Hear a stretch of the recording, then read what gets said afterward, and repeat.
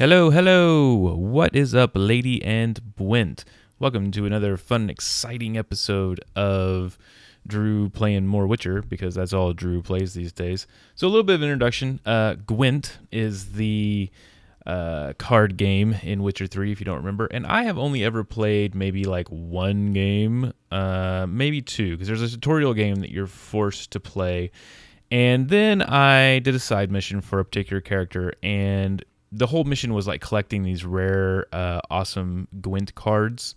And at the end of the mission, you had the choice of either taking some money or keeping the Gwent cards. And because I've got like 40,000 whatever fake dollars it is that they use, I decided I'm going to take the Gwent cards and maybe I'll give this Gwent thing another try, because I was not too impressed with it initially. So this is pretty much the first scraggly-looking person that I came across to play, and the maximum bet that I can make with him was 10 fake dollars. So that kind of gives you the idea of what kind of caliber of a human being he is.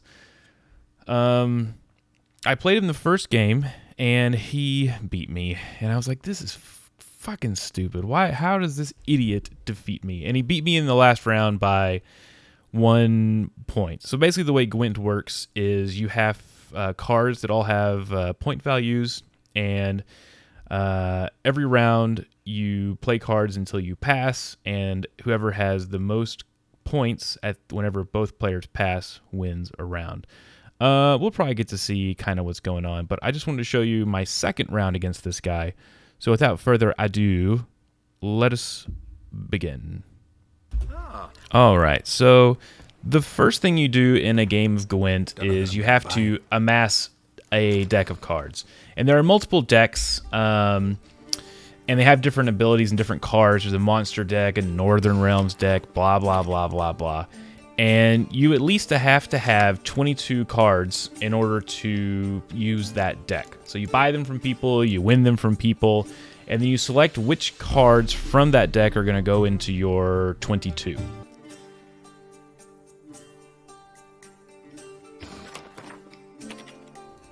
Once you have your deck selected, it's going to flip a coin, decide who goes first, and then it gives you 10 random cards out of your deck.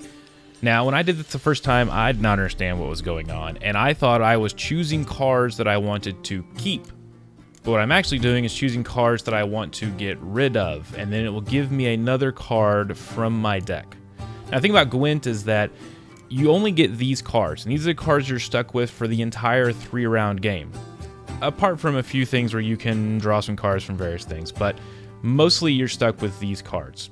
So I'm trying to decide who do I want to get rid of to redraw. I see this guy, he's only got 1 attack power. He does have the ability to help his friends, but I'm going to get rid of him, and what I got back was a 1 power guy with nothing, so bad trade.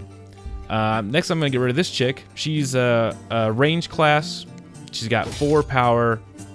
And I actually did get a good one on that one because now I have 2 guys that are the same. Alright, so basically the way Gwent works is each of us have our kind of 3 rows of battle. In the middle there with the sword icon, you can see those are our melee rows. He's got 1, I've got 1. And then right after that, we've got our ranged rows. He's got 1, I've got 1. And then at the very end are our siege rows.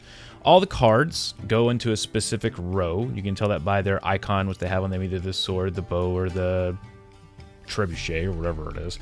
They also have a power rating associated with them.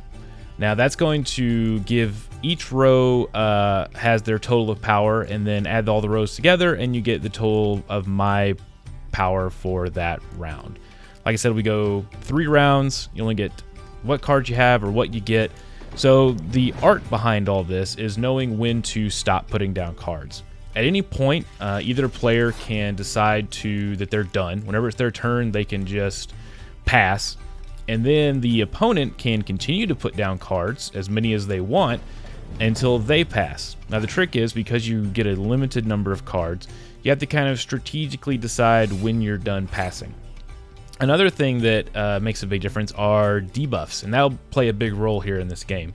The thing that's tricky about debuffs is they affect your opponent and you at the same time.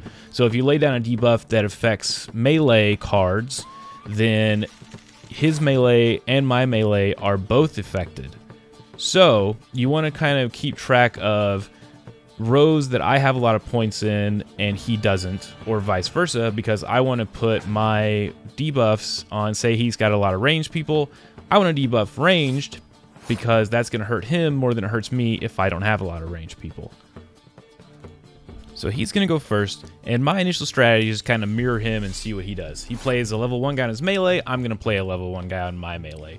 So what I'm looking for is where is he building up? Where is he putting a lot of his points? And then maybe I can do something about limiting his power.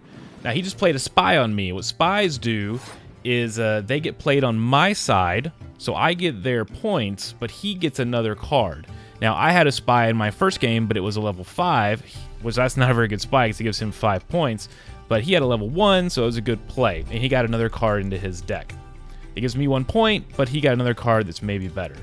So I'm going to go ahead and start building up my siege line and just kind of see where he goes with it. And again, we're all throwing down cards until one of us decides to start passing. We can put as many cards as we want.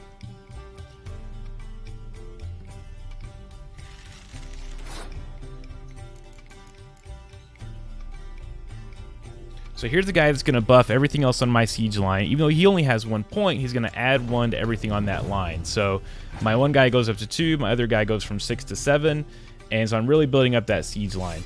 Now, see, he's starting to really build up his melee line. So I've got a debuff that will hurt melee lines. He's got 6 on his melee line. I've only got 1. So I'm like, might as well do it. Let's go for it.